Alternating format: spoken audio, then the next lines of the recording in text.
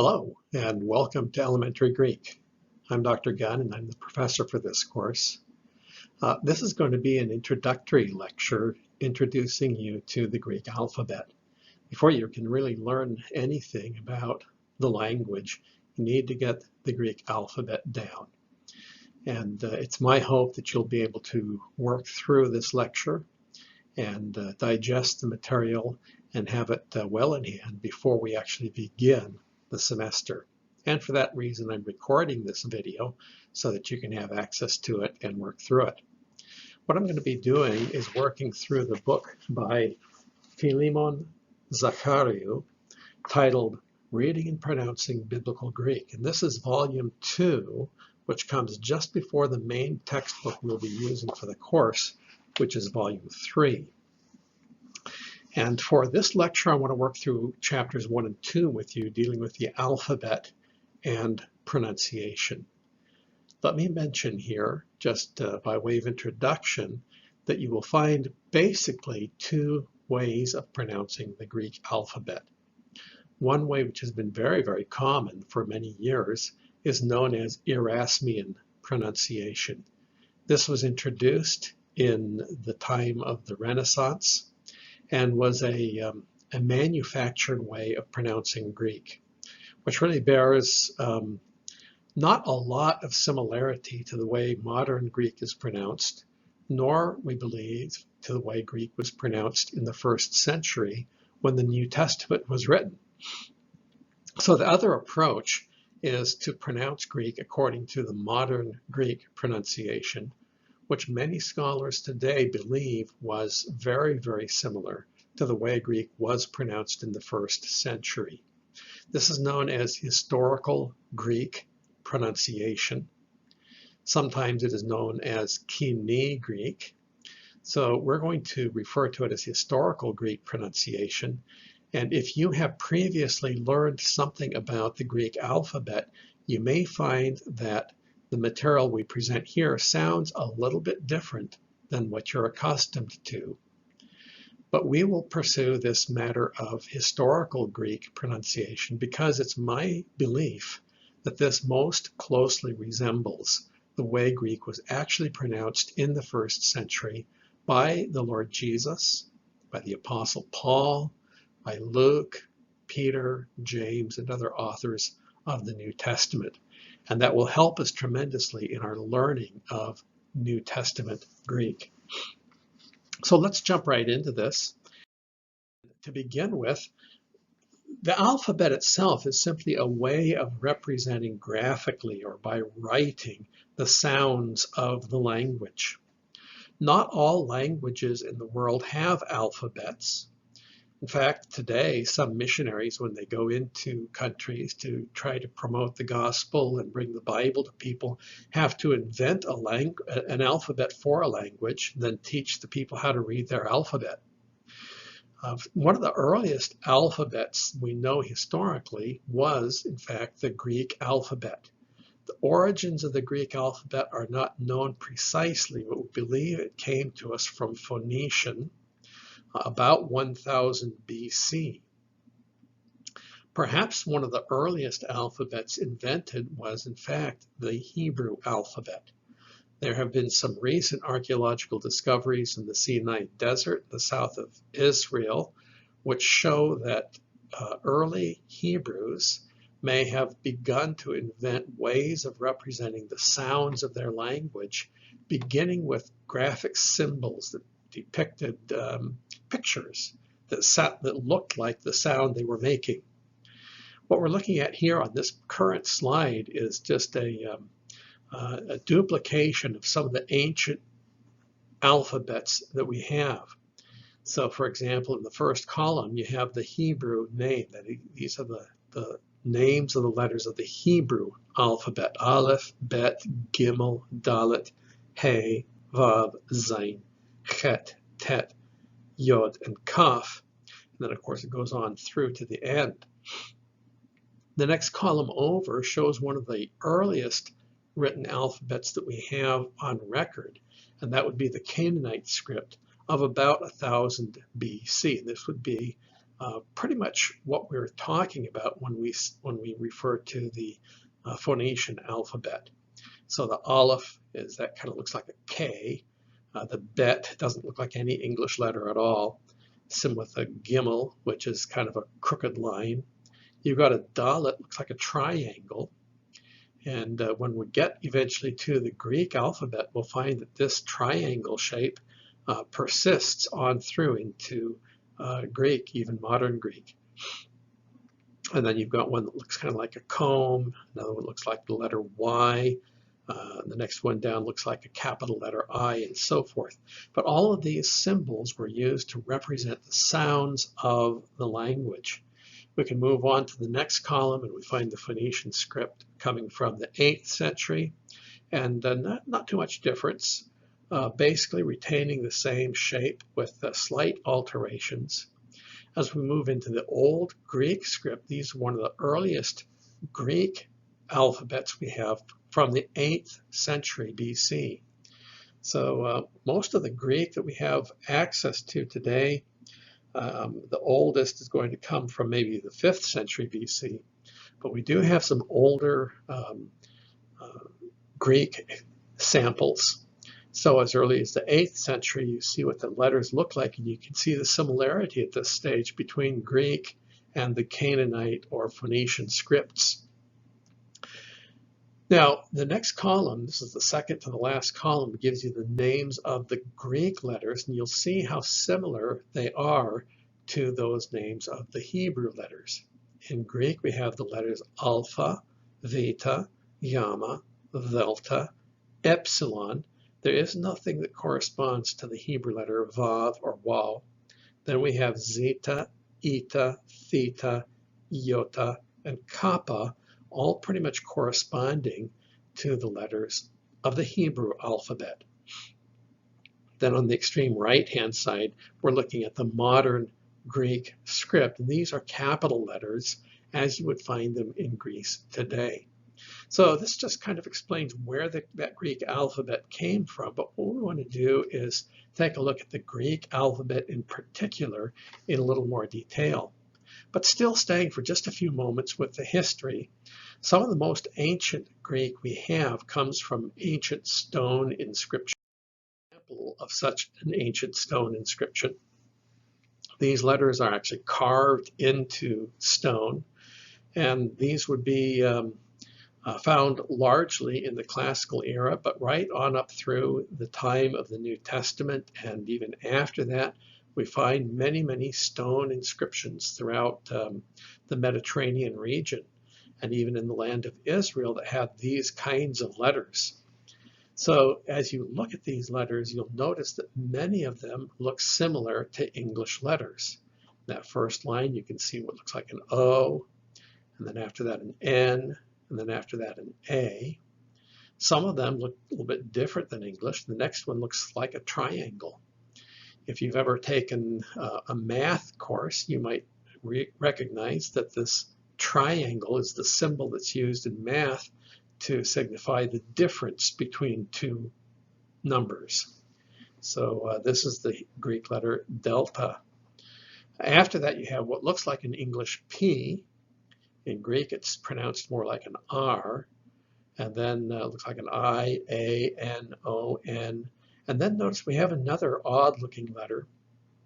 After that N, we're still on the first line, just about 2/3 of the way through that first line. That letter you find also at the very end of that line as well. This is the sigma. This also is used in math to symbolize a differential equation. So you find this in mathematics. So math and science use many of the Greek letters to indicate mathematical functions. So these letters that we're looking at here are capital letters, known as lapidary script or stone majuscule. These are the same letters that you would find today if you were to visit Greece, and you would find them as the capital letters. You'd see them showing up on signs, in newspapers and magazines. When capitals are used, these are the same letters. There has been a constancy now for many, many centuries in the way the alphabet appears. Now from here, let's move a little closer to the actual New Testament era and think about the Greek alphabet as it was used pretty much in the time of the writing of the New Testament. And here we're looking at an ancient papyrus manuscript. Now, papyrus was the earliest paper that was used. It was made from the reeds that grew in the Nile Delta region. These grassy reeds could be cut into long, thin strips and laid down next to each other, and then imposed over them at a right angle, 90 degrees, would be placed others of these, and then they could be kind of glued together and dried to make a kind of a paper. And this was known as papyrus, named after the papyrus reed that grew there. What we're looking at here in this particular slide is a 2nd century papyrus manuscript of the book of Leviticus. And the letters here look similar to what we found in the lapidary script of the stone majuscules, but these are what are known as uncials. And one difference you'll notice is they're a bit more rounded than those kind of blocky stone letters that we were looking at. They're a little easier to write. It doesn't take quite as much time to write, and so this developed. A couple of other things you'll notice about this kind of script is that there are no spaces between the words. There are no verse numbers, even though this is from the book of Leviticus. No numbers, no separation between words, no way to indicate the beginning of a chapter, the beginning of a new sentence. Just all the letters are just jammed together. And this is how languages were written in ancient times. In fact, this pretty much represents the way that we speak when we use language. You'll notice we don't think about it, but when we speak, we just run all of our words together without putting any spaces in between them. That is because if I pause in between words, it takes too long to get my point across and is much too boring for you to listen to.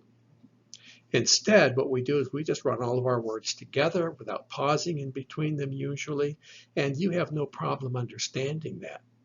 Well, ancient languages were written that same way, with all the words just jammed together with no spaces in between them, no punctuation marks, and this is how the manuscripts of the Bible were originally written. A couple of other characteristics you'll notice is that these uncial manuscripts used a great many abbreviations, especially for sacred names. Like the name of God, you'll notice here on this slide at point 2, the first bullet point, the name of God, Theos, is written in Greek with 4 letters, a theta, epsilon, omicron, and sigma. But it is usually written in these manuscripts as an abbreviation using just the first and the last letters, the theta and the sigma, and oftentimes indicated to be an abbreviation by writing a horizontal line over those letters. Similarly, for the word for Lord, if it is in a certain grammatical form, you would have 3 letters. Actually, you would have 6 letters. This is bullet point number 2. The fully written form is kappa, epsilon, rho, iota, omicron, and epsilon. But the Greek would simply abbreviate by putting the first letter, kappa, and the last 2 letters, an omicron and epsilon, and indicating that with a line written over them.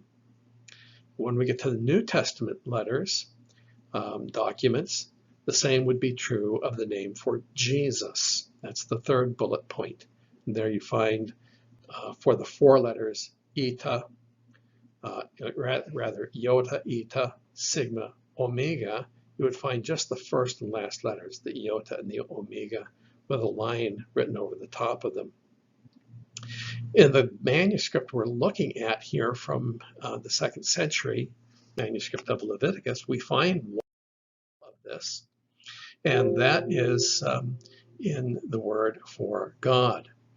Now, if we were to illustrate the way this was written in ancient times with English, let's consider the first verse of the Gospel of John. John chapter 1 verse 1 says, "In the beginning was the Word, and the Word was with God, and the Word was God." Now here we're looking at modern English, written the way English is normally written. You find punctuation marks, a couple of commas, and a period at the end. You find both uppercase and lowercase letters, and you find spaces in between the words. That helps us visually to see and to recognize these individual words. But it's not the way we speak. When we speak, we would just run them all together and say, "In the beginning was the Word, and the Word was with God, and the Word was God," without making any pauses. So in ancient manuscripts, the way this would be written if we were writing English would be like this: all capitals, no separation between the words, no punctuation marks. So this is, "In the beginning was the Word, and the Word was with God, and the Word was God." Notice when we come to the end of the first line, if we're in the middle of a word, we just simply stop where we are because we have no more room. There's no dash or anything, but that word is continued on into the second line.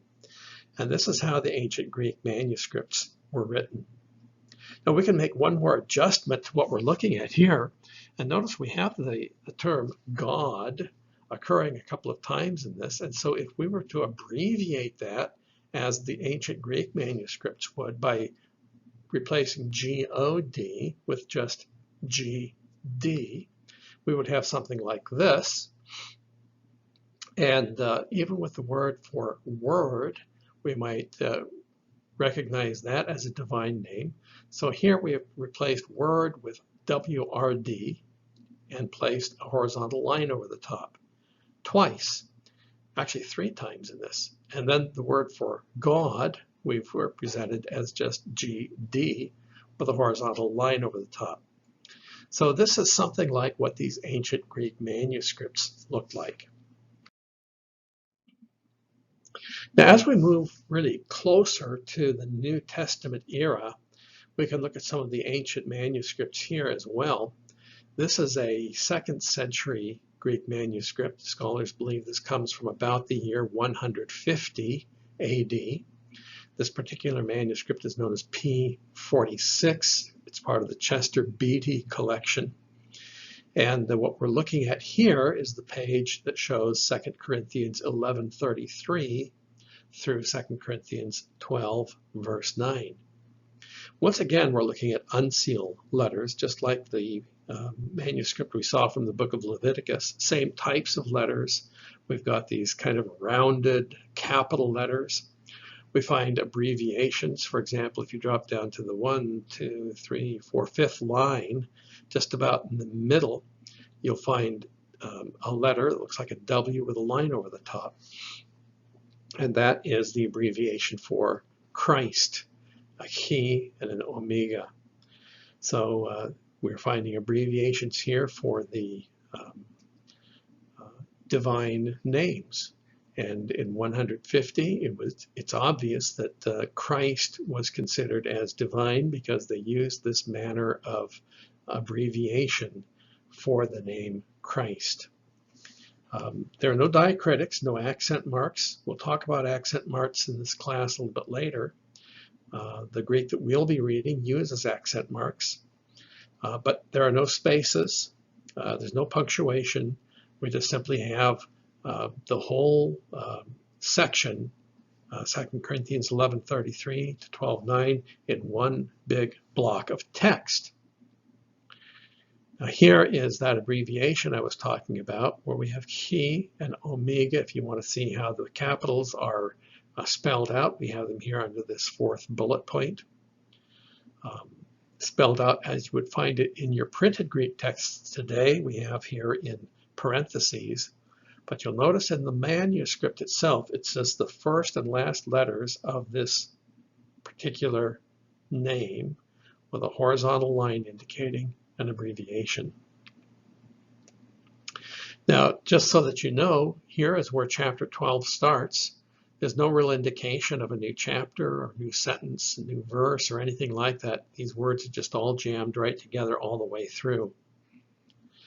And if we want to look at one particular verse, here is verse 2.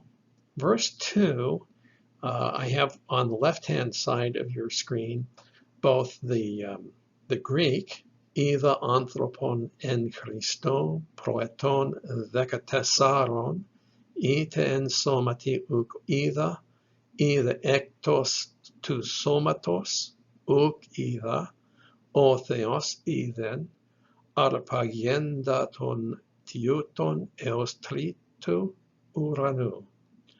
Of course, you don't recognize that yet, but you will by the end of this class. That is the course.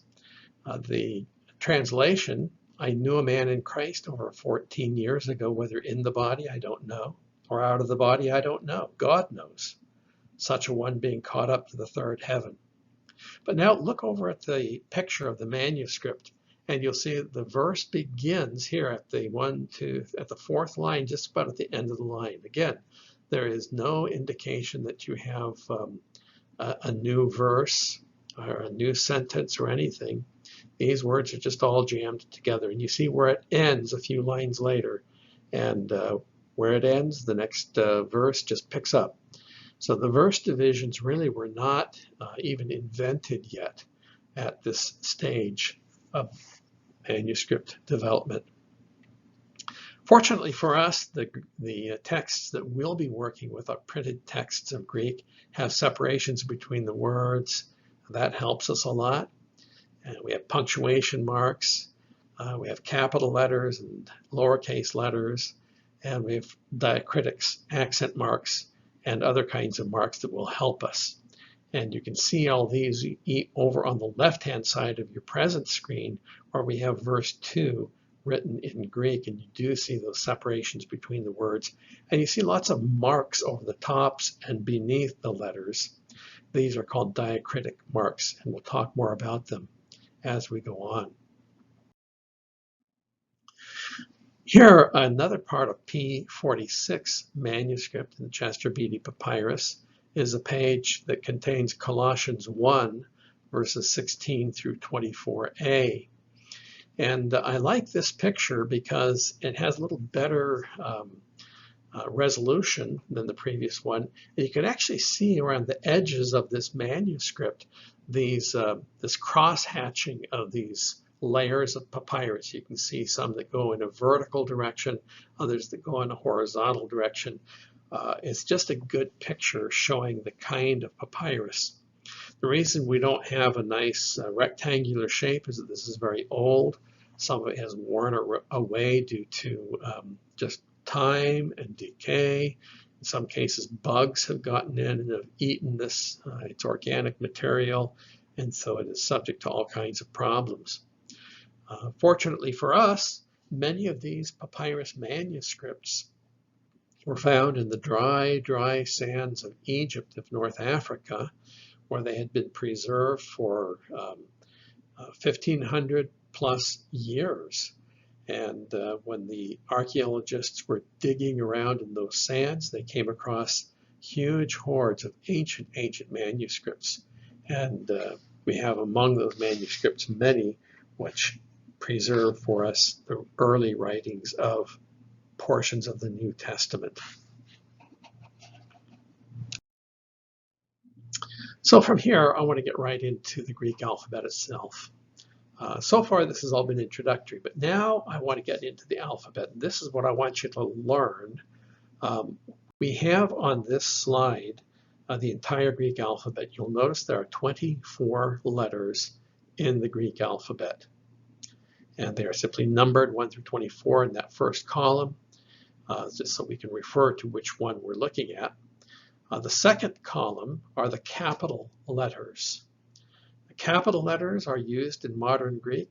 They're used in modern printed texts of the Greek New Testament, but mostly we find the lowercase letters. So I would urge you to begin by learning the lowercase letters. And at the end of this particular lecture, I want to show you how to write and form these lowercase letters. The next column over tells you how they are pronounced.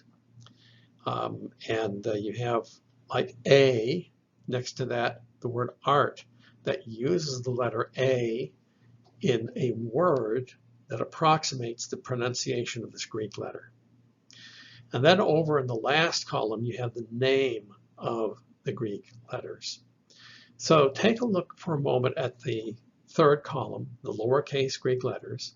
As you just look down through there, you'll notice that many of them look at least somewhat similar to English letters. That first one looks a little bit like a letter A. The next one down looks a little bit like a letter B. The next one down looks a little bit like the letter Y.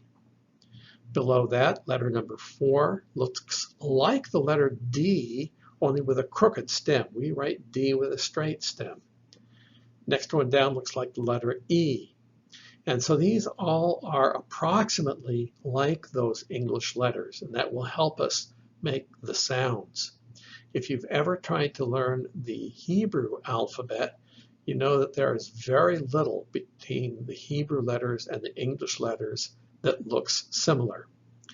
We have a great deal of help when we're trying to learn the Greek alphabet because of the similarity of many of these letters. Now, after that one that looks like a D with a crooked stem, you have one that looks like a letter E. At least it looks like a capital letter E, and it approximately sounds like an English E. After that, you have a very funny looking letter. This approximates the English Z sound.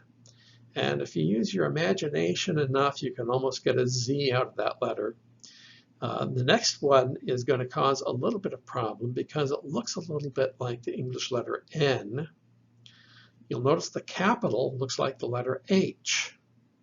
And we'll talk about this. This is one of the vowels in Greek. It does not sound like either an N or an H. You'll see the way it's pronounced right next to it, like the I in the word ski. It's an E sound. Below that is a letter you may have come across if you studied geometry. In geometry, the letter theta is used to represent an angle oftentimes. So this is a circle with a line through the middle of it. Below that is iota. Looks like an I, only without a dot. And it is a Greek I sound. Again, like the I in the word ski, it's E. Then you have a K. Sounds like a K. Below that, you have a letter that doesn't look like anything in English. This is the lambda. It's actually an L sound, and it almost looks like the English letter L that's starting to fall over to the side, and it's been propped up with a stick. So you can think about that, if that helps you to think about the sound this letter makes. The next one will probably confuse you a little bit until you learn it well. It looks like the letter U in English, except it has a funny little tail on the left-hand side. This is the letter me, and it makes the sound of M. If you use your imagination a little bit, you will see a capital M in this. There are two peaks with a valley in between. And if you look over at the left-hand column, the second column, you see the capital letter looks just like the M. So can you go from the capital M in the second column to the lowercase letter, two peaks with a valley in between? And if that helps you remember this sound and the name of this letter, then that'll be good. The next one also looks like an English letter, but is quite different. the Greek letter looks like the letter V, but it's actually an N sound. So again, if you'll look at the second column with capital, the capital does indeed look like an English N. And if you just leave off that left-hand vertical line, you're left with a V shape. And that's what we have for the lowercase letter. It's the N sound, and the name of this letter is Ni. Below that is a very strange looking letter. It almost looks like a great big capital E with a tail on the end of it. This is what represents the equivalent of the English X sound. It's the Greek letter Xi. Okay, we've had a number of strange ones in a row now. Now we get back to one that doesn't cause us too much trouble. The Omicron is the letter that looks like an O and sounds like an O. No problem there. After that comes the letter P, or pi, and this doesn't look like the English letter P, but it sounds like it, and many of you have learned this as part of your mathematics lessons. Pi is 3.14, and the decimal places continue on forever, but it represents a ratio between a diameter and a circumference of a circle in mathematics. So you might have learned the mathematical expression pi r squared, and so you might recognize this particular symbol. It's the Greek letter P, sounds like the letter P in English. And then the next one actually looks like the English letter P, but sounds like our R sound. It's the Greek letter Rho. We're looking now, just to make sure you're with me, at letter number 17. Letter number 18 has two forms. The first form looks like an O with a little extension off of the top of it. And this is the form of this letter that's used at the beginning of a word or in the middle of a word. When this same letter occurs at the end of a word, it takes the second form. And you'll notice that this second form looks like our English letter S. And that's exactly what this letter sounds like. It's the letter sigma. Then you have tav, which is a T and looks like a T. After that is epsilon, which looks like a U and sounds kind of like a U. It is a vowel. It actually makes the sound of E. If you ever learned French, the French U makes an E sound, almost like E. That might be helpful to remember this one. We'll talk about these vowel sounds in just a little bit. Then letter number 21 is again a circle with a line through it. Now we had a circle with a line through it in letter number 8. Notice in letter number 8 the line is horizontal. In this one the line is vertical, running straight through that circle. This makes the sound of F or PH. It's a F sound. And the name of the letter is Phi. After that comes one that looks like an X. Now remember, we saw in letter number 14 the Greek letter that makes our sound of X. Letter number 22 that looks like an X makes a different sound. It's almost like the H, except it's pronounced just a little further up in the mouth. It's a almost like you're trying to say the letter K, but you mix a lot of breath with it. It's a letter number 23 looks like a letter U with a vertical line through the middle of it. And this is a combination of P and S. Ps. The name of this letter is Psi. Finally, the last letter of the Hebrew alphabet, or the Greek alphabet, letter number 24, is omega. Omega. You might be more familiar with the capital form of omega that you find in the second column. If any of you ever studied electronics or electrical systems, this is the symbol that's used for ohms. An ohm is a unit of resistance in electricity. But in written Greek, we will come across the lowercase letter in the third column much more often. It looks like the English W, but it is in fact an O sound. So that's those are the letters, and I wanted to show you that many of them have a similarity to English letters. There are a few of them that do not. When you look at the last column, these are the names that correspond to these 24 letters. So listen as I pronounce them.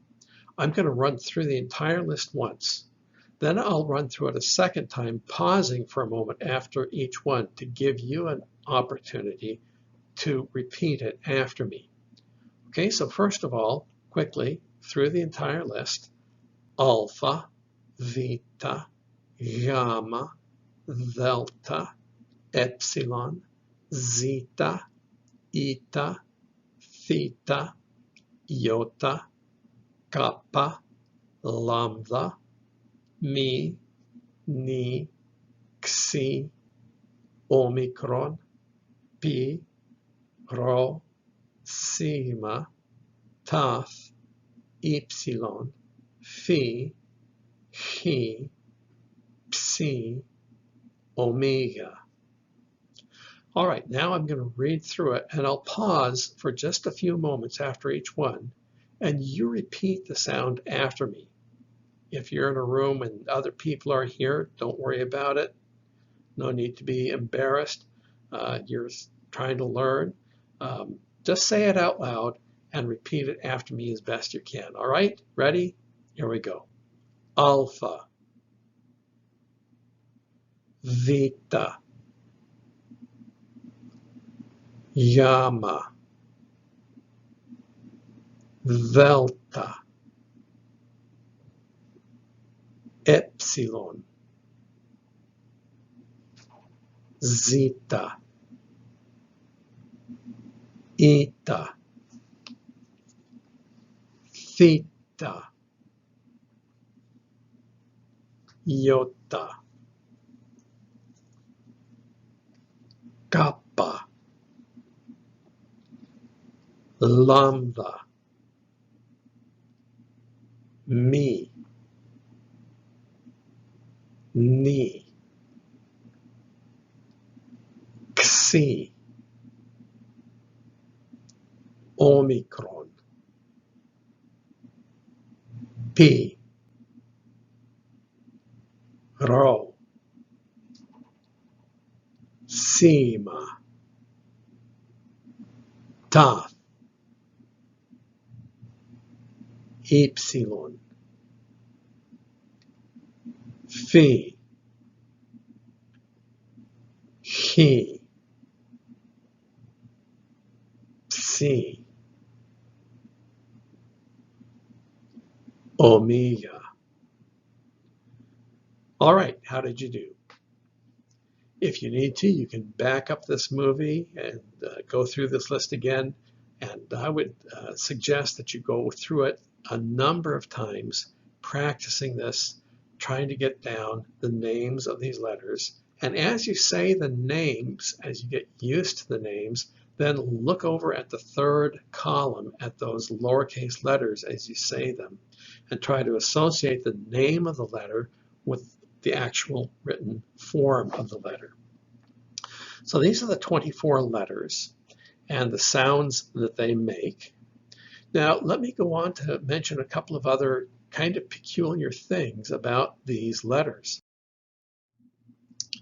There are both vowels and consonants in the Greek language. Vowels permit the free flow of air. The air is produced down in your lungs. It comes up through your throat where it might combine with your vocal cords, and then it goes through the mouth as your mouth changes different forms and different shapes to produce these vowel sounds. There are basically 5 vowel sounds in Greek. You can think of an A, E, I, O, and U sounds. And here are the letters of the Greek alphabet that make vowel sounds. First of all, the letter alpha. Alpha is an A sound, ah, and what we have here is these three letters, alpha, B, omicron, spell the word apo, apo. The alpha, the first letter, is pronounced ah. The next vowel is the letter epsilon, epsilon. Epsilon makes a short E sound, E. It doesn't pronounce E, it's pronounced like E in the word get or yet.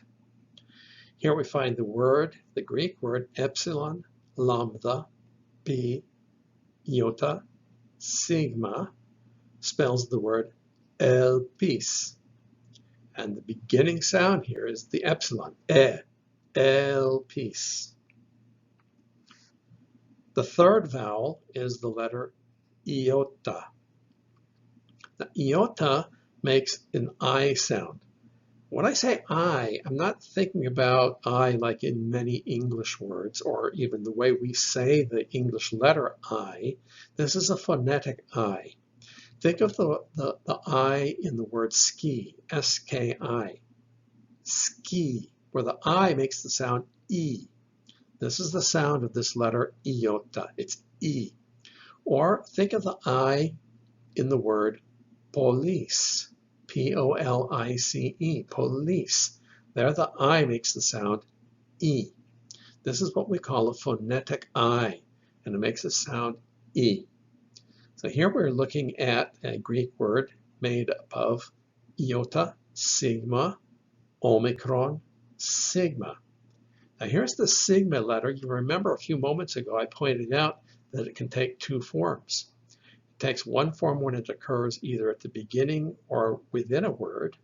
As we see here, it's like a circle with a little extension off the top. It takes a second form if it occurs at the end of the word, which we see here at the end of this word. This word would be pronounced isos, isos. And the beginning sound, the E, is represented by this iota, isos. Next we have omicron. Omicron is also a vowel.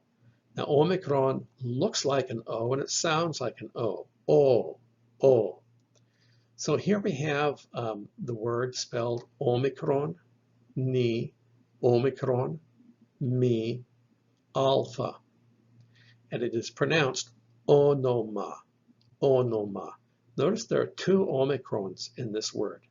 The first letter and the third letter in the word are omicrons. They're both pronounced O, onoma, onoma. The next letter that is a vowel is the letter eta, eta. This is the one that looks like an N. You'll notice it has a little tail on the right-hand side. It extends down below the line. And we'll talk a little bit more about that in just a little bit. But this is, again, a phonetic I sound. It makes the sound of E, like the I in ski or the I in police.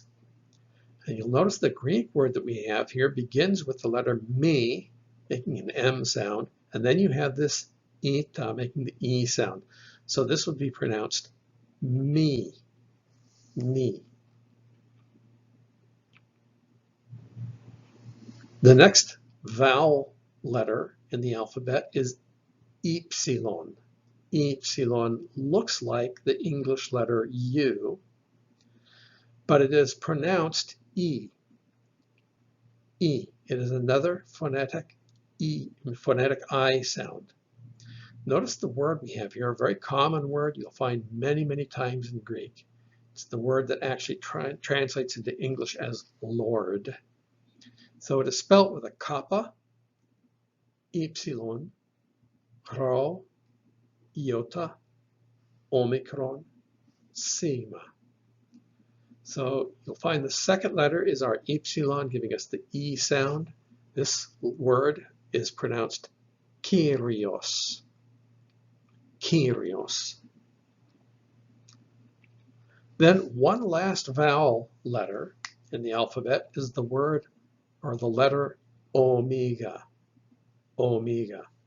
Again, this one looks like a W, but it is pronounced like the letter O.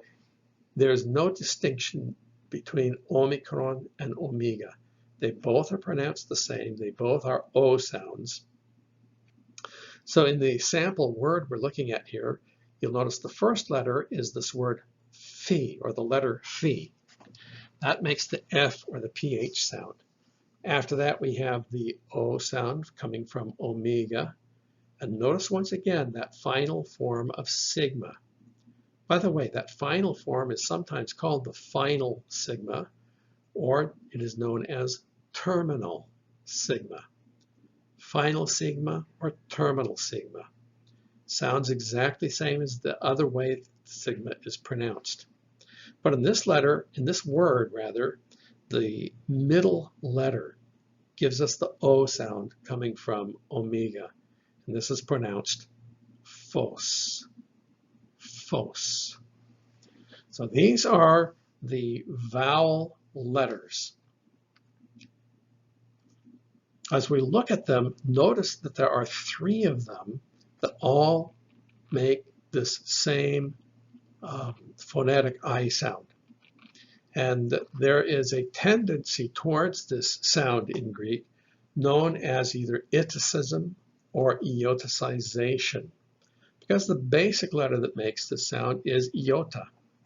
But eta and epsilon both make the same sound. And as we'll see in just a few moments, there are a couple of other ways this sound can be represented in Greek. It is known as ioticization or itacism, this tendency towards this phonetic I sound in Greek. So this brings us really to the next topic, and that is the topic of double vowels. We're still talking about vowels, but sometimes 2 vowels will come together to form a single sound. And when this occurs, these 2 vowels are taken together as one unit called a digraph or a digraph. A digraph, the word digraph coming from di, which means 2, and graph, which means writings or a writing. So you have 2 written symbols coming together to make a single sound. This is a digraph, or we can refer to them as double vowels.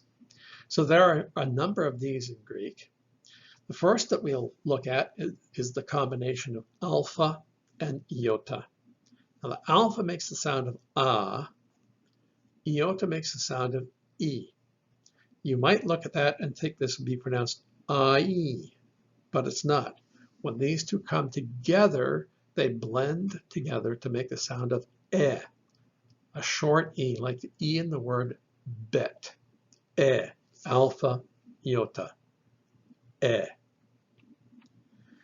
Now for the next combination, I want you to notice that we are once again seeing ioticization, this tendency towards the E sound, the phonetic I, E. So the combination of epsilon iota, epsilon is e, eta is e. You might think it is pronounced e, but it's not. It just blends together to sound like E. Same with omicron iota. Omicron iota is not going to be pronounced O-E. It's just going to be pronounced E. And the same with epsilon iota. It's not E-E. It's not a doubling of the sound. It simply blends together to sound like E. So all in all, we have 3 vowel letters making this E sound, and 3 double vowels, digraphs, that make the sound of E. Now, when omicron and epsilon occur together, omicron, epsilon, we have a sound like or like the double O sound in English. Think about the word look, This is omicron, epsilon. Now the last 2 double vowels on this slide that I want to look at are a little different from the others because these are not pure vowel sounds. These combine a vowel sound with a consonant sound. And they are alpha, epsilon.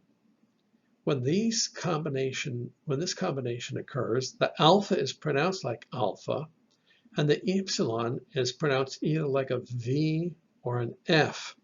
So alpha epsilon will be pronounced either like of or off, of or off. Now the strict rule is given here.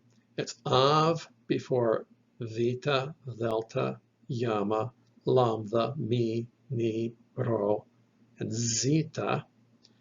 And it's pronounced off, like with an F sound, before any other consonants. In reality, it's not that important that you remember this rule exactly.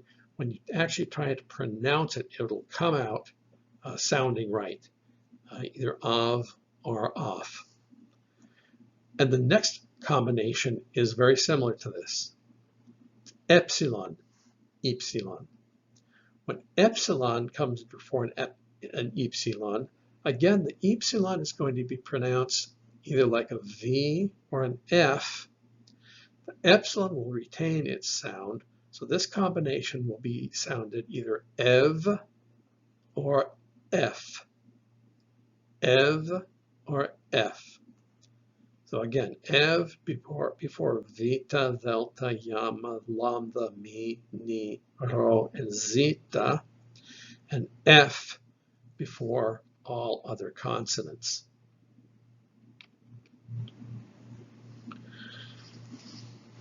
Now, very similar to these, it would also be eta when it's followed by an epsilon. Not as common as these other two, but also when eta comes before epsilon, the epsilon will be either a V sound or an F sound. In this case, it will be sounding like either eve or if. Eve or if. Okay, so those are the basic double vowels. Notice again, we have these three combinations giving us the phonetic I sound, like E, like the I in the word ski.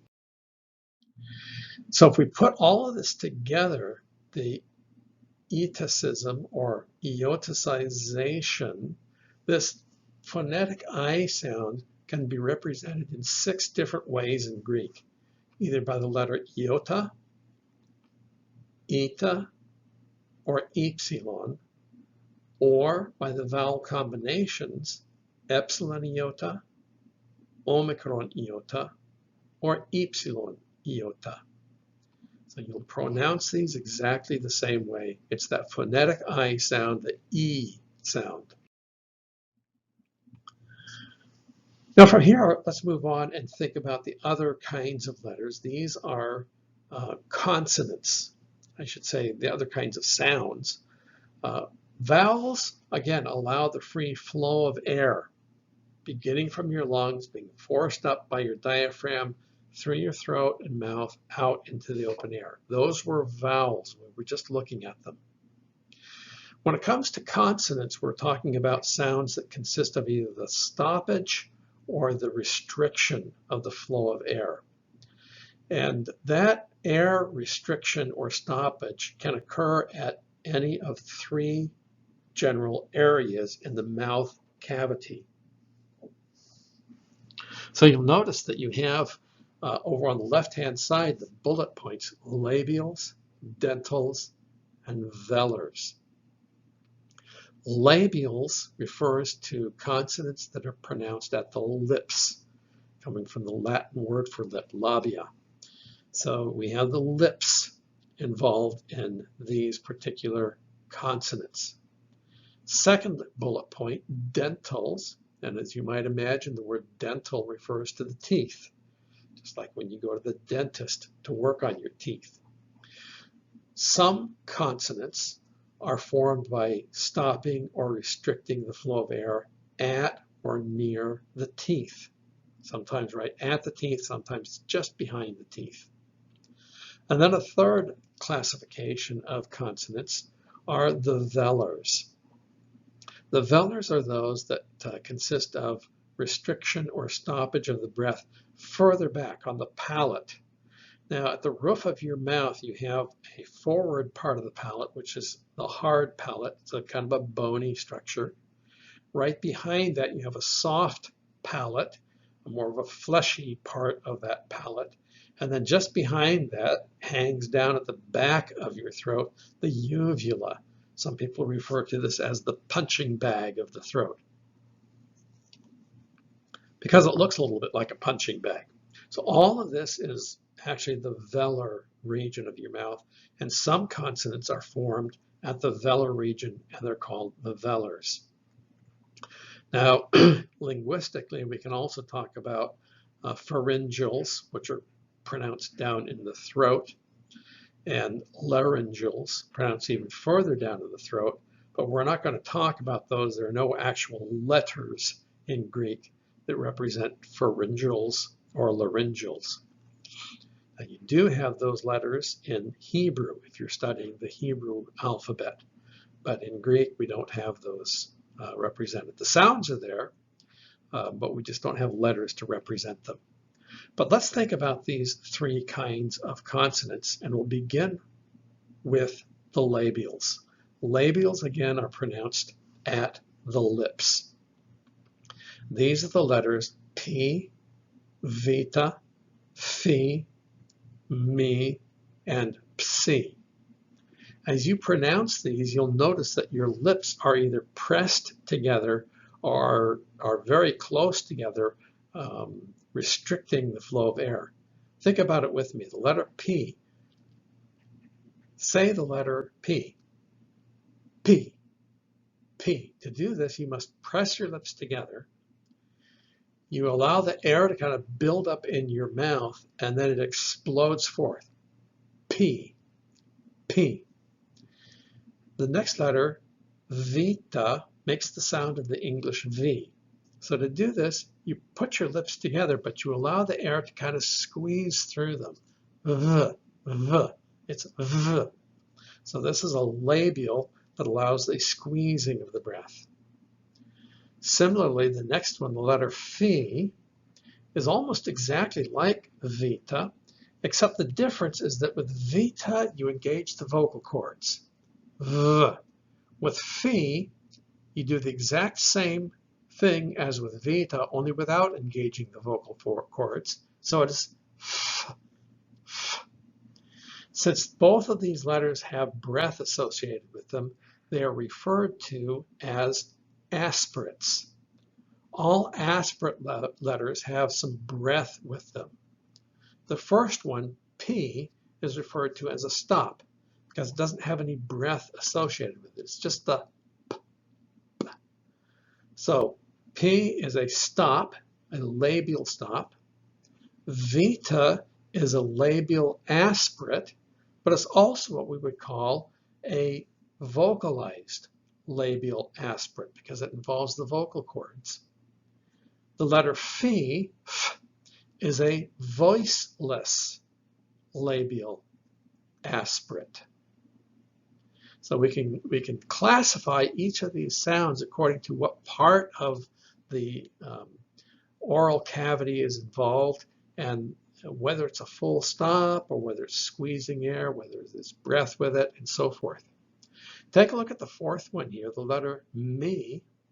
The letter Mi is called a labial nasal because what you do is you stop the air at the lips, you press your lips together, but you allow the air to flow through the nose, the nasal cavity.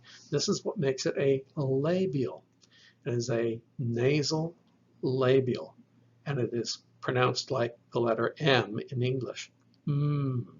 When you say the letter M, you have to allow the air to flow through your nose. And this is why when you have a bad cold, it's difficult to pronounce these kinds of letters. Okay. The last labial that we'll look at here is the letter Psi. Now, Psi is like the letter P combined with an S sound. There are a number of letters that have this S sound. It's like a hissing sound, and these are called sibilants. So letter C is what we would call a label sibilant. So you press your lips together, stop the air, but then as you let the air go out, you combine it with a hissing sound. It's pss, pss. So our labials then are P, vita, phi, mi, psi. Now let's move on and talk about the dentals. The dentals will be pronounced at the teeth or right in the region, perhaps slightly behind the teeth, but right against the teeth.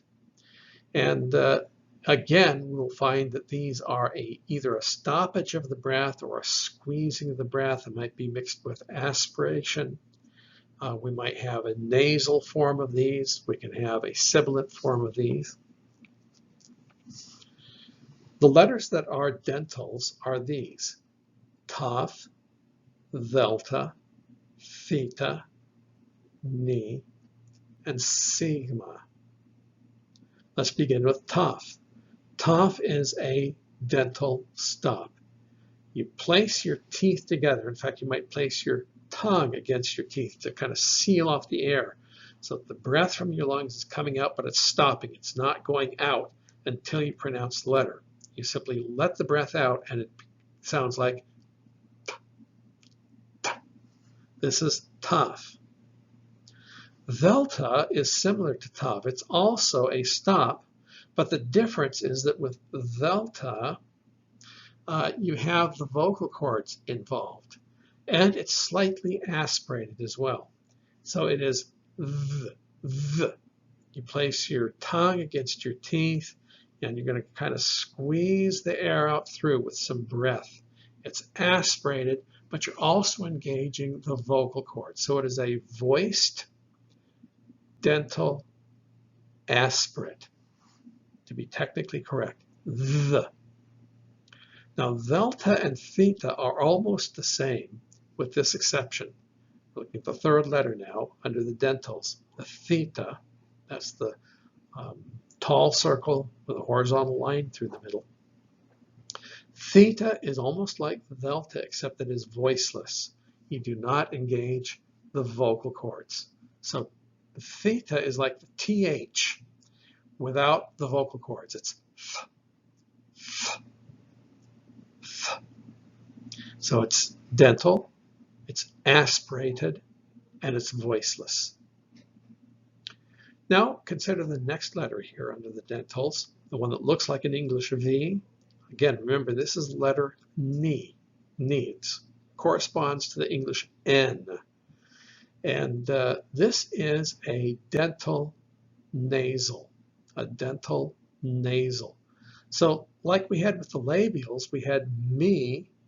Me was like the M sound. You allow the air to flow through the nose. Same with ni, only instead of stopping it at the lips, now we're stopping the air at the teeth.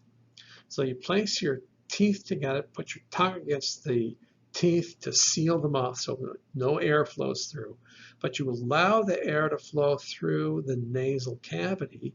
You have the sound of N, which is N, N. Once again, if you have a bad cold, you have a hard time pronouncing this sound. And if you have a bad cold, you might say, I have a coated by doze, because you can't pronounce those nasals. But the letter ni is a dental nasal. The last of the dentals we can look at here is the letter sigma. Sigma. Now this is your basic sibilant sound. So the dental sibilant is actually sigma.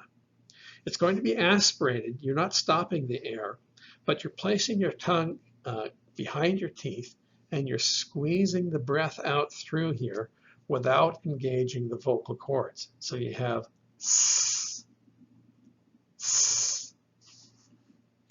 Now let's move to the velars, those consonants that are formed further back in the oral cavity, back on the palate, either the hard palate or the soft palate.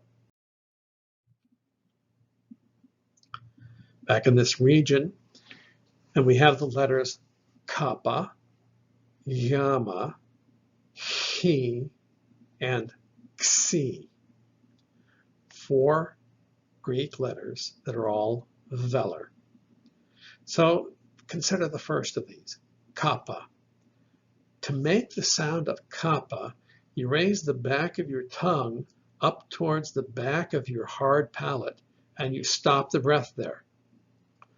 You let the air pressure build up behind that stoppage, and then when you let the air go through without engaging the vocal cords, you make the sound of kappa, like the English K. This is kappa. Look at the second velar. This is the yama, yama. So yama sounds a lot like the English letter Y. In fact, it looks like the English letter Y. Sometimes this is represented in English as a G. The English G actually is a full stop, but the Greek yama is not a full stop. You actually squeeze the breath through this narrowed passageway. If you think about the kappa stopping the breath, if you now lower your tongue just a little bit to make a very small opening through your oral cavity and squeeze the breath through there while engaging the vocal cords, you pronounce it like yeah, yeah, yeah. So this would be considered a velar, aspirate, voiced. It's velar because it's back in the area of the palate. It is aspirate because you're allowing some breath to go through. It's not a full stop. And it is voiced because you're engaging the vocal cords. Yeah. From here, look at the next one. This letter that looks like the letter X, it's the Greek letter chi. This is simply the same sound as yama, only without engaging the vocal cords.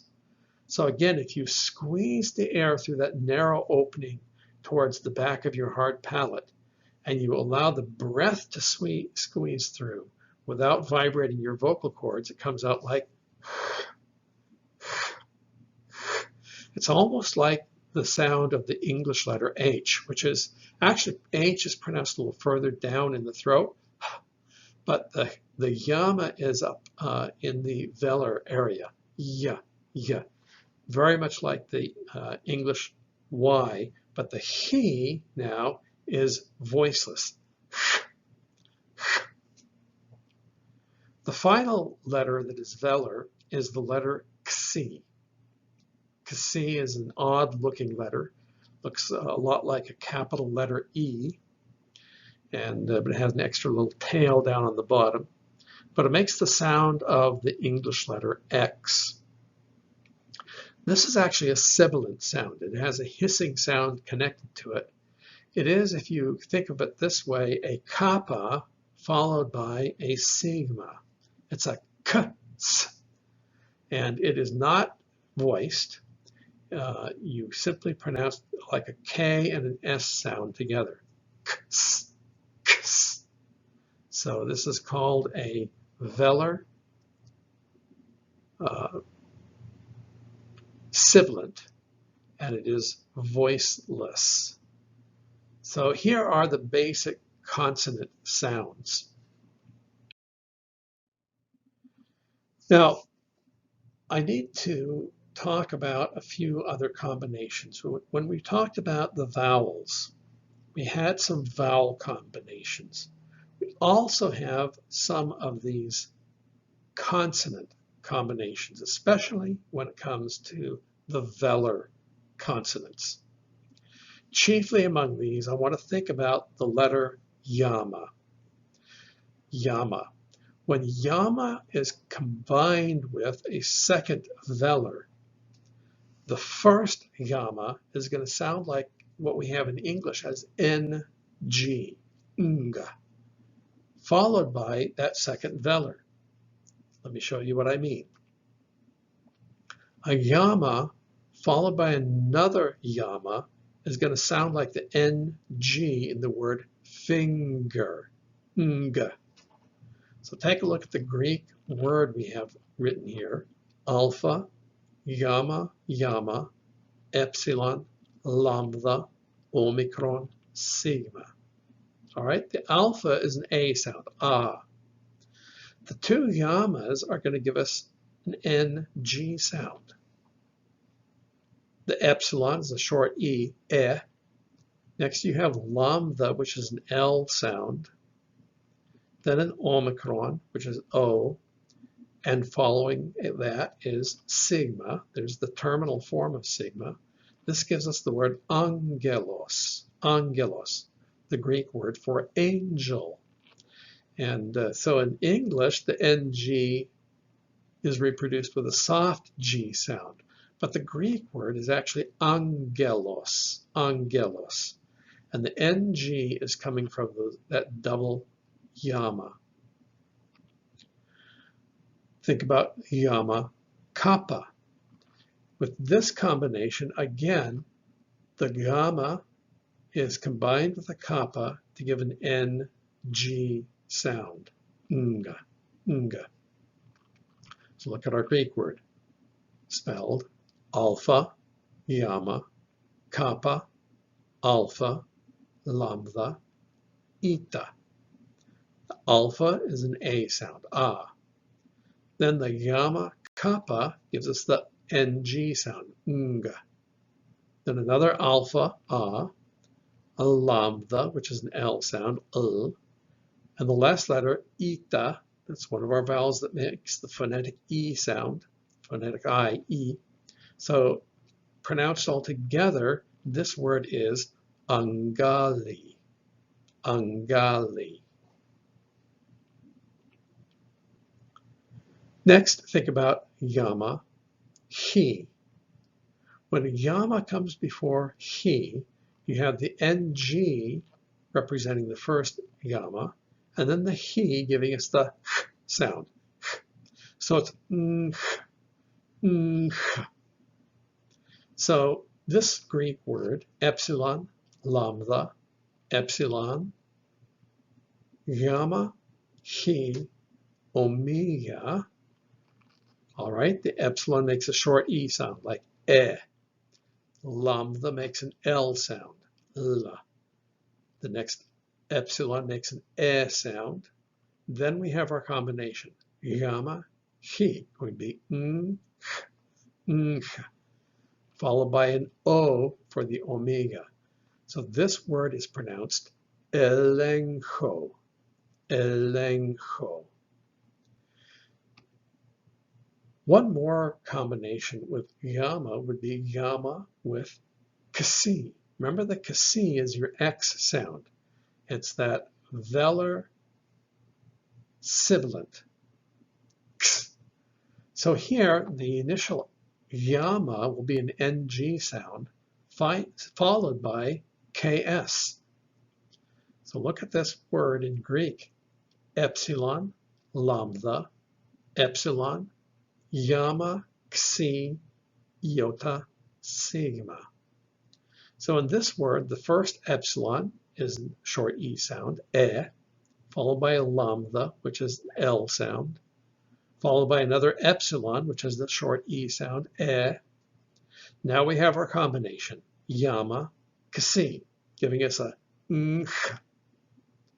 After that comes iota, our phonetic I, which is pronounced E. And then lastly, we have the sigma, giving us that hissing sound, the S sound. This word would be pronounced elengsis, elengsis. So these are the velar combinations.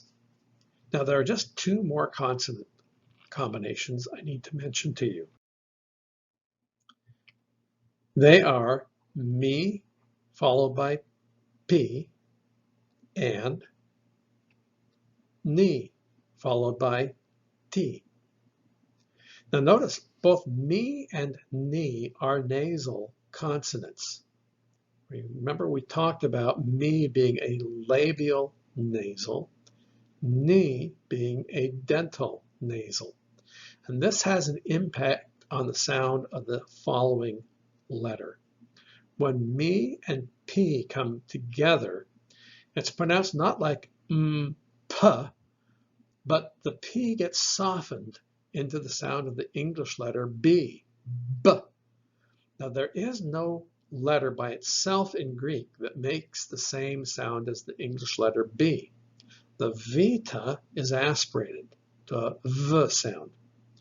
But the sound of the English letter B, b, is a labial stop.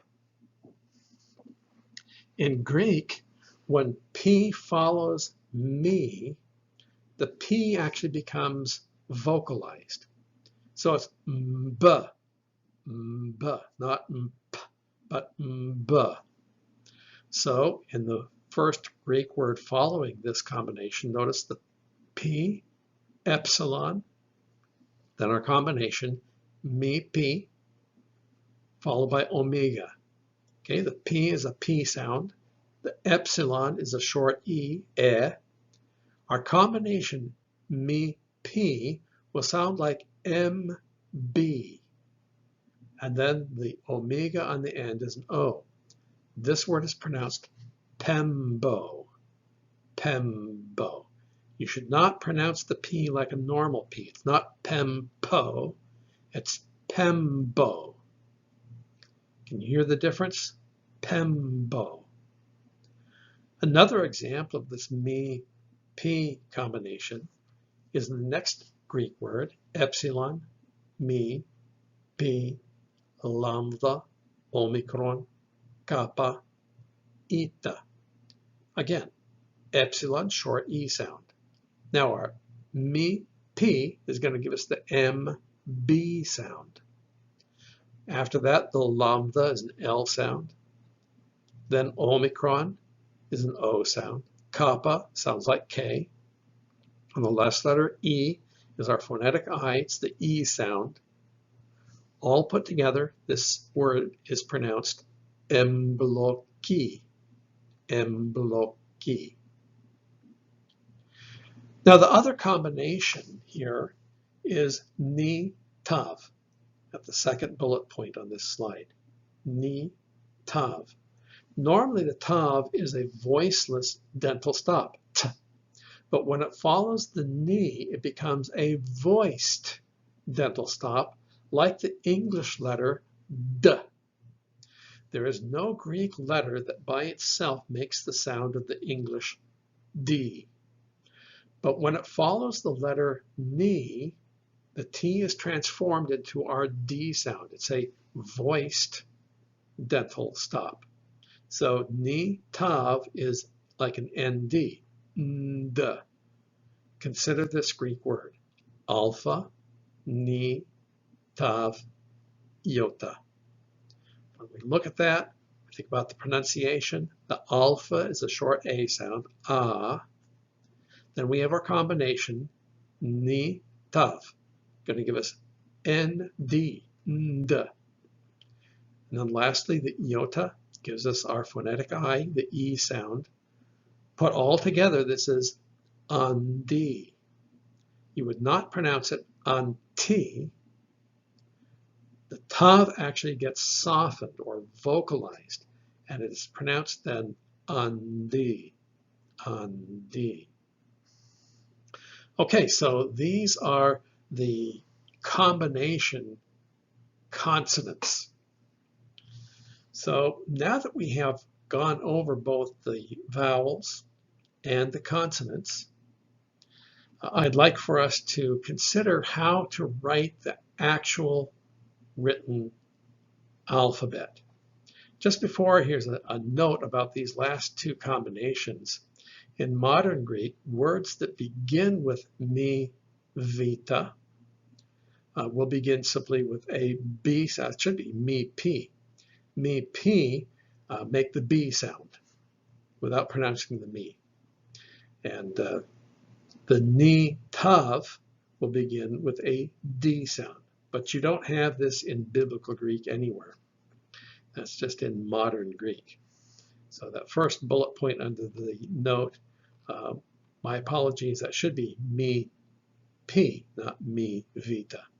This is what makes the B sound. Second bullet point, nitav, that's written correctly, makes the D sound at the beginning of a word. That's only modern Greek, again, not in biblical Greek. Now here are the letters of the Greek alphabet, all of them from beginning to end. Alpha, beta, gamma, delta, epsilon, zeta, eta, theta, iota, kappa, lambda, mi, ni, second line, xi, omicron, pi, rho, sigma, both forms, taf, epsilon, phi, chi, psi, omega. Let me read through those letters one more time, and you say them with me. Say them out loud. Alpha, beta, gamma, delta, epsilon, zeta, eta, theta, iota, kappa, lambda, mi, ni, xi, omicron, pi, rho, sigma, taf, epsilon, phi, chi, psi, omega. Now, I want to think about how we can write these letters if you're writing with a pen or pencil. And I want you to get used to this. Actually, for most of our work in this class, you'll be typing on a keyboard. But it is good to learn how to write these letters. And actually, the exercise of using a pen or a pencil, tracing out the actual shapes of these letters as you go through them, helps you cement in your mind what these letters look like. And so it will be an important part of learning the alphabet for you to write them out. And we'll have some exercises in the book that have you write out these letters using a pen or pencil. As you look at these letters, I want you to notice a couple of things. Some of these letters are taller than others. You have some basic short letters like the first one, alpha. Some letters extend up higher than the letter alpha. And these portions that extend higher than that level are called ascenders. Those that extend down below the line are called descenders. Now notice the letters that have descenders. Beta has a descender. Gamma has a descender. Zeta has descender. Eta, mi, xi, rho. Terminal sigma extends down below the line. Phi, chi, and finally psi. These letters all extend down below the line. When you write them, you should be aware of that and make sure that you write them correctly. Other letters, and some of these same letters, have ascenders also. They are taller than the letter alpha. So notice, for example, Vita has an ascender. Delta has ascender. Zeta, theta, lambda, xi, phi, and lastly, psi. Now those letters that have neither a descender nor an ascender, they are all the same height as the letter alpha. So you'll see, for example, the fifth letter, epsilon. No taller than the letter alpha, and it does not extend below the line. The letter iota, and next to it, kappa, the same exact height as alpha. Same with the letters ni, down in the second line, omicron, pi, sigma, taf, epsilon, and lastly, omega. So now let's think about how to write these. And you might want to get a pen or a pencil now and a scrap of paper and practice writing some of these as we look at them. So to begin with, let's consider the letter alpha. Alpha makes the sound of the short A, like the A in the word father. Ah. Alpha looks like this. To write the alpha, start out at the top of the form and extend down to the bottom line, come back up, curve around, and go back down to the bottom line. Alpha. Next comes vita. Vita is pronounced like the V in the word vat. It is a labial, aspirate, vocalized. V. Vita is a tall letter. It has both a descender and an ascender. To write the letter vita, start down below the line, and from there go straight up, high, make a loop, and then make a second loop, ending at the bottom line. Vita. Next comes yama.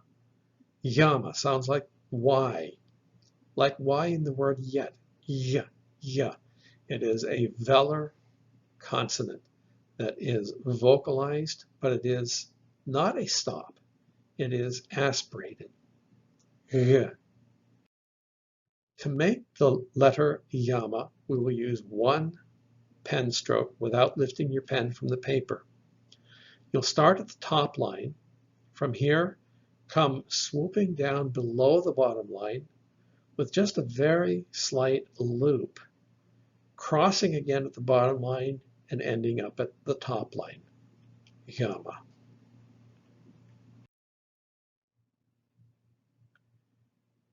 Delta. Delta is a vocalized TH, like TH in the word the. Use your vocal cords when you pronounce it, the.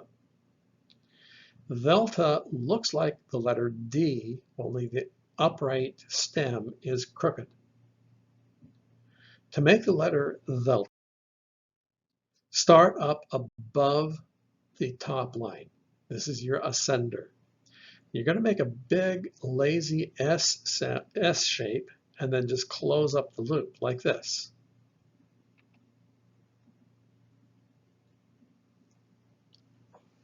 Coming down only to the bottom line, there is no descender with delta. Next comes epsilon. Epsilon is the short E sound, like E in the word bet. Epsilon. E. Epsilon looks like a capital letter E, only it's short. There's neither ascender nor descender. It's only as tall as the letter alpha. To make the epsilon, you'll start up at the top line and make a loop coming halfway down, and then a second loop to form the second half, like this. Epsilon. Now the zeta. Zeta is a very tall letter. It has both ascender and descender. This is a little difficult for many English readers and speakers to make. But let me show you how this letter is formed. First of all, it is pronounced like the Z in the word zoo. By the way, we didn't cover this when we talked about the consonants, but this is a vocalized dental aspirate. So it's like the sigma. It is sibilant, but it involves the vocal cords. So it is Z. So to make the letter zeta, you start up high.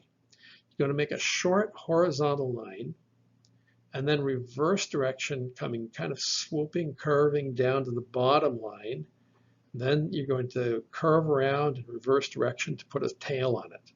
So here we are starting up at the top, and it is formed this way. Short horizontal line, swooping down to the bottom line, reverse direction, and put a tail on it. This is zeta. So try practicing that. And it won't take you too long until you're very, very skilled at writing the zeta. Be a little tricky at first. Next comes eta. Eta looks like the English letter N, but you'll notice that it has a descender. At the end of it on the right-hand side, there is a tail that extends down below the line. This makes it look different than the letter N. It is a vowel. It makes the E sound like the phonetic I. So when we form the letter eta, we will use one stroke of the pen without lifting your pen off the paper. You'll start at the top line, go straight down to the bottom line, then come right straight back up, making a curve at the top line and extending down below the bottom line. Okay, just like this. Down, up, then curving around, down. Notice how we extended down below the bottom line for eta. Next is theta. Now, theta is a tall, thin circle, and it has a horizontal line through it. This is also a th, like the letter delta, except that theta is voiceless. You do not engage the vocal cords when you pronounce theta, like th in the word think, think. To make theta, we're going to use two strokes of the pen. One to make the circle, and then lifting the pen up, we'll make a second stroke across the middle of it horizontally. So to begin, go up above the top line. It is an ascender. Make our tall, thin circle. Then pick your pen up and move it to the middle of this shape and draw a straight line across the middle. Theta. Next comes iota. Iota is the smallest letter in the Greek alphabet. This is why we use the word iota in English to refer to something that's very tiny. Iota is the Greek I, but you'll notice that the iota in Greek is never dotted. In English, we always dot the I, but you do not put a dot over the Greek iota. You'll also notice that the Greek iota has a small curvature at the bottom. So it is a very simple letter to make. You start at the top line, come straight down, add a little curve at the bottom, and that's all there is to iota.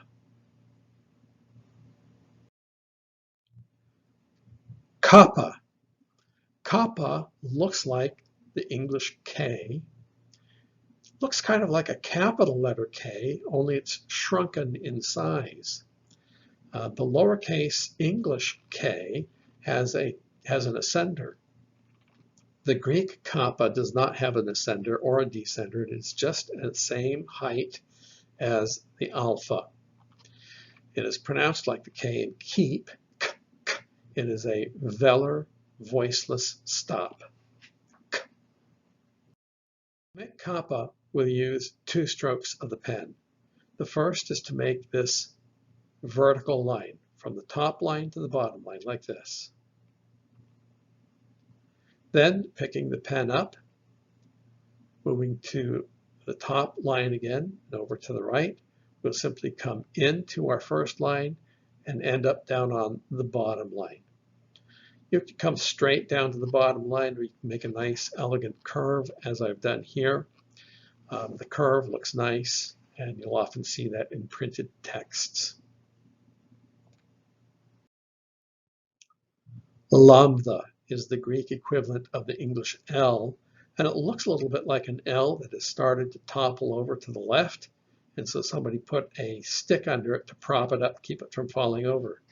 This is lambda, lambda, and it's pronounced like the English L, kind of like the L in the word letter. To make the lambda, notice lambda has an ascender, so we will begin up above the top line, and we will use two strokes of the pen to make this letter. The first has a nice, elegant curvature to it.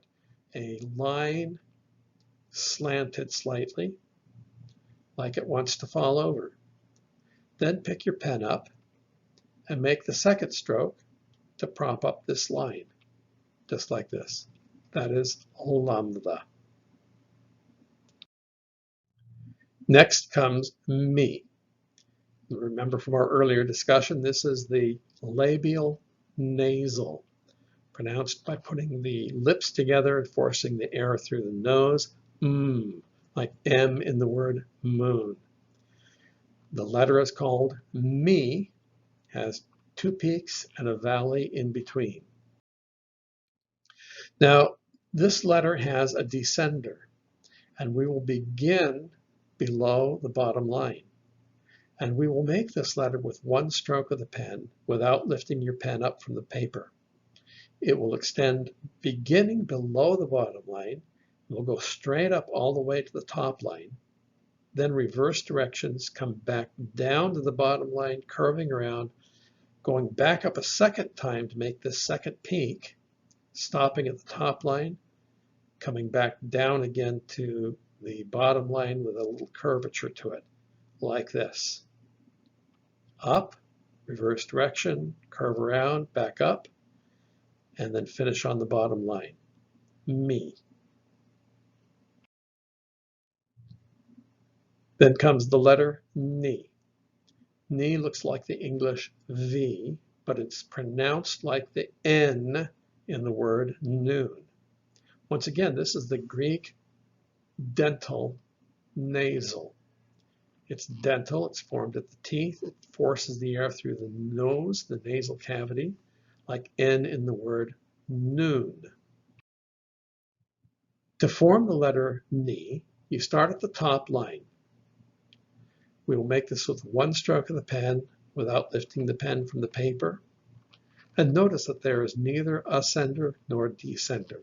So we'll start at the top line, go down to the bottom line, then reverse direction with a point at the bottom, and straight up to the top line again, like this. Down, then back up. Now, be careful when you form the ni to make a sharp point at the bottom. Do not curve it, or else it will look like the letter epsilon. So ni has a sharp point at the bottom. Next comes kasi. Now, we looked earlier at the letter zeta, and zeta is difficult for English speakers to make because we don't have anything like it in English. The kasi is very much like the zeta. In fact, the kasi is like a zeta that has a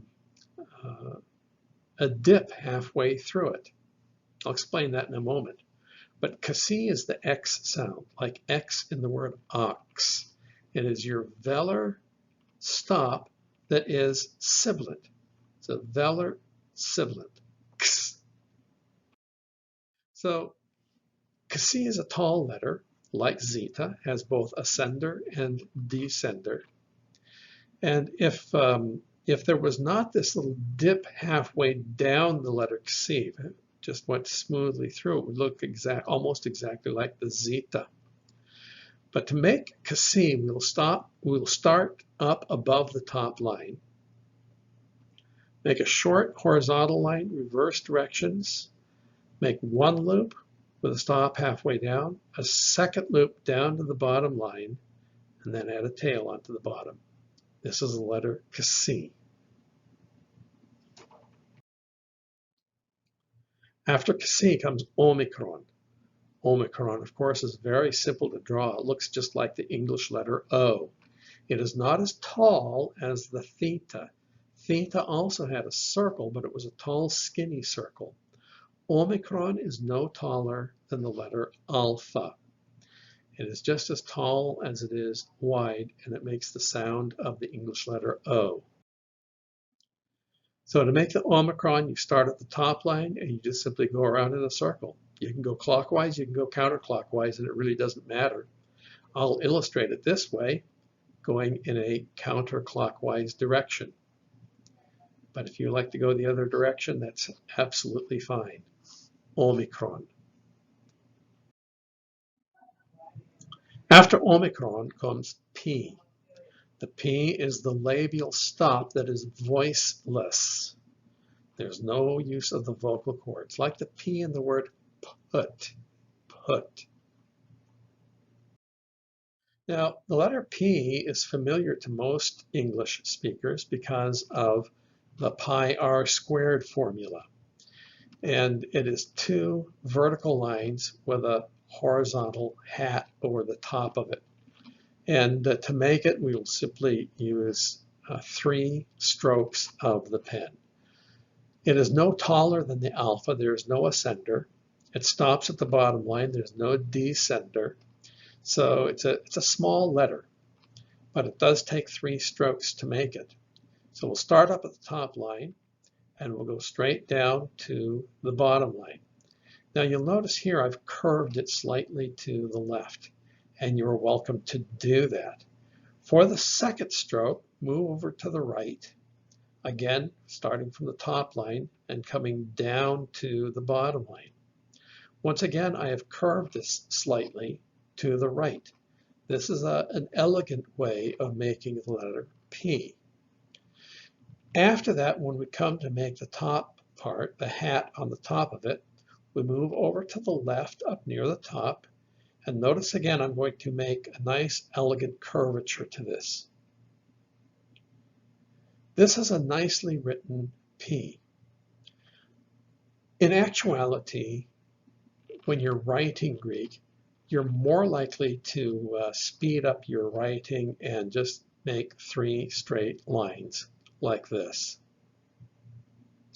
And that's perfectly acceptable for the letter P. But if you want to exercise good penmanship and nice writing skills, you can put those nice elegant curves in it and have a very nice looking P. After P comes Rho. Rho is the Greek R sound, but it's a trilled R. So it's a r sound. I'm not very good at trilling my R. I'm too well founded in English. But many languages trill the R, like Spanish, Scottish, Greek certainly. And so you may want to practice this. The R in Hebrew, by the way, is trilled, but it's further back in the throat. The Hebrew R, which is the letter Rho, actually vibrates the uvula. It's a R. But the Greek R is trilled further towards the front of the mouth. R. Now, to make the Rho, notice first of all that it has a descender. And to draw Rho, we will start below the line. Also notice that we will make this with 1 stroke of the pen. Even though the letter Rho resembles the appearance of the English letter P, it has this difference. We usually make P with 2 strokes of the pen, an upright and then a separate loop on the top. Rho is going to start below the bottom line, come straight up to the top line, and then just make this circle almost like an omicron. So here we go, starting below the bottom line, come straight up, then make our loop on the top and come all the way around. This is how you make the letter Rho.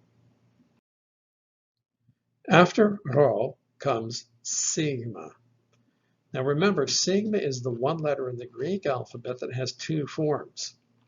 There is the initial and medial form, written at the beginning or in the midst of a word, like we're looking at here. Looks like an omicron with a tail across the top of it. There's also a terminal or final form of sigma, which we will also consider. But to begin with, look at this initial or medial form of sigma. Now, to make this, I think the best way to do this is to start at the top line and just make your circle going in a counter or in a clockwise direction. Starting at 12 o'clock, go to 1, 2, 3, 4, 5, 6, 7, 8, 9, 10, 11, 12, and then just continue on to make the extension at the top, just like this, all the way around the clock, back up to the top, and then make your extension. Now, some people will make the circle in a counterclockwise direction and then reverse direction at the top and make the extension at that point. And you're certainly welcome to do that if you like. But that sometimes adds an extra loop at the top that doesn't look quite right. I think it's better to make this letter going in a clockwise direction and then add your extension. But that's just my preference. You make it the way that works best for you. The terminal sigma looks like our English S, but notice that it has a descender. And the top part of the sigma is actually larger than the bottom part of it. So while it slightly resembles our S, there are some differences. To make the terminal sigma, this is the form of sigma at the end of a word, you start at the top line, make your large loop near the top, and then really what amounts to a tail extending slightly below the bottom line. Terminal sigma. After sigma comes toph. Toph looks like the English letter T. Actually, it looks like a capital T, but it's shrunken in size. It's no bigger than the letter alpha. There is no ascender, there is no descender for the letter toph. To form the letter toph, we will use 2 strokes of the pen. We'll begin at the top line here and make our initial line straight down to the bottom. Then picking the pen back up again, moving over to the left again at the top line, come straight across the top. And to add a little elegance to your penmanship, you can add a nice little curvature to it. You don't have to. You can make it straight across the top. You probably will most of the time when you're writing hurriedly. But if you want your penmanship to look nice, pretty, and elegant, you can add a nice curvature. After toph comes ypsilon. Ypsilon is the Greek letter that looks like the English U. Now, usually when we write the lowercase u in English, we finish it up with a tail that comes back down to the bottom line. I want you to notice about the ypsilon, which by the way is one of our phonetic I sounds, it's E, that it both begins and ends at the top line. It does not come back down to the bottom line. We will visit the bottom line halfway through this letter. So we're going to start up at the top line, come down to the bottom line, then swing it around and end back up at the top line. This is ypsilon. Okay, only 4 letters to go and we're done. So the next letter is phi.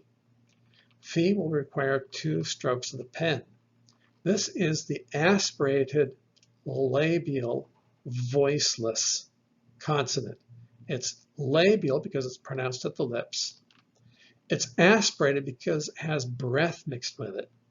And it is voiceless because it does not engage the vocal cords. It is pronounced like the F or the PH sound, like F in the word find.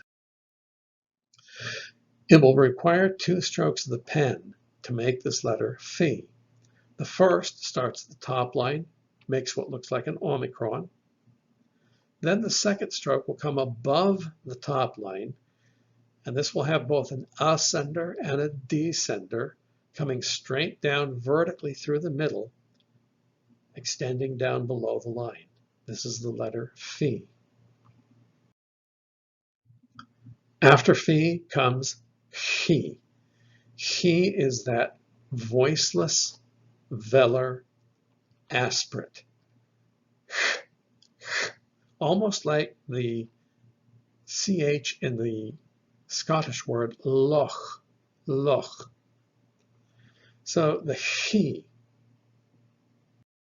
will require 2 strokes of the pen. Now notice that chi has a descender. This will require 2 strokes of the pen beginning at the top line. We'll make the first line with a nice elegant curve to it. Picking our pen up then, going back to the top line further to the right, we will come straight through the center again down below the line to make the final stroke for the letter he. He, again, does not have an ascender, but it does have descender. And though it looks like our English X, it is really a voiceless, aspirated velar, almost like the English letter H. Psi looks like a trident, 3 tines at the top of this fork. But this is a letter that is a labial sibilant, a combination of a P and an S sound, like PS in the word hips. Ps. To form this letter, we require 2 strokes of the pen. Now, the first part of this letter has neither ascender nor descender, but the second stroke will have both an ascender and a descender. So we'll begin by making what looks like the letter epsilon, starting at the top line, come right down to the bottom line, and back up again to the top line. Now pick up your pen, and right through the center of this, a vertical line starting above the top line is an ascender, going straight down through and ending below the bottom line. This is the letter Psi. All right, folks, we're almost done. One last letter, the letter omega. Omega is an O sound. It is no different in pronunciation from the letter omicron, like O in the word dog, dog. The omega looks like our English W. It is short. It is not any taller than the letter alpha. It does not have an ascender. It does not extend below the line. It doesn't have a descender. Now it'll be a little wider than the alpha. It takes up a little more space. And you'll notice there are 2 loops involved in the omega. But we will make this letter without lifting our pen from the paper, from beginning to end. So we'll start here at the top line, and notice that the uprights on the right and left-hand side are angled towards each other slightly. So as we make this letter, we make our first loop, coming back up halfway, reverse direction, then come back up, angling those ends slightly towards each other at the top. This is the last letter, the letter omega. And so we have it. This is our alphabet, from alpha through omega. Alpha, beta, gamma, delta, epsilon, zeta, eta, theta, iota, kappa, lambda, mi, ni, xi, omicron, pi, rho, sigma, tau, epsilon, phi, chi, psi, omega. So thank you for staying with me through this lengthy lecture. And I hope you have some fun with this alphabet, learning the sounds, the names of the letters, and learning how to form them and write them. And I hope to see you again in our next session.